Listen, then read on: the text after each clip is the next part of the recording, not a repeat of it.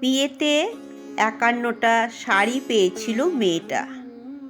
অষ্টমঙ্গলায় ফিরে এসে আরও ৬টা। এত শাড়ি একসঙ্গে সে জীবনে দেখেনি।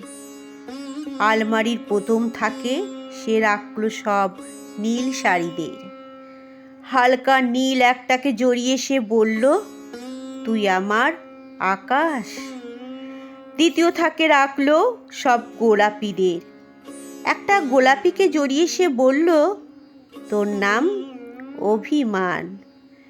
তৃতীয় থাকে ৩টে ময়ূর, যেন ৩ দিক থেকে ছুটে আসা সুখ।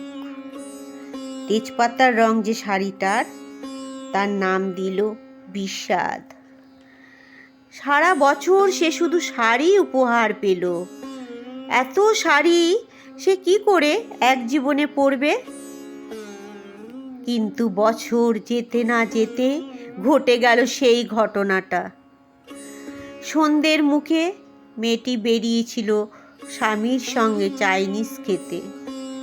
কাপড়ে মুখ বাঁধা ৩টি ছেলে এসে দাঁড়ালো।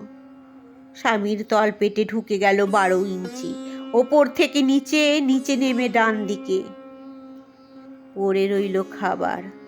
চিলিফিশ থেকে তখনও ধোঁয়া উঠছে।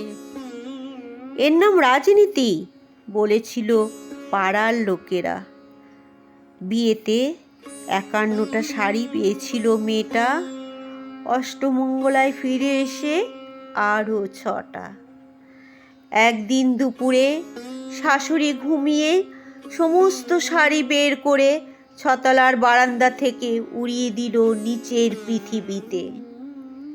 শাশুড়ি পরিয়ে দিয়েছেন তাকে সাদা থান। ১৯ বছরের একটা মেয়ে, সে একা। কিন্তু সেই থানও এক ঝটকায় খুলে নিল ৩ জন। পাড়ার মোড়ে একটি সদ্য নগ্ন বিধবা মেয়ে দৌড়চ্ছে আর চিৎকার করছে, বাঁচাও। পেছনে ৩ জন, সে কি উল্লাস! নির্বাক পাড়ার লোকেরা। বিয়েতে ৫১টা শাড়ি পেয়েছিল মেয়েটা।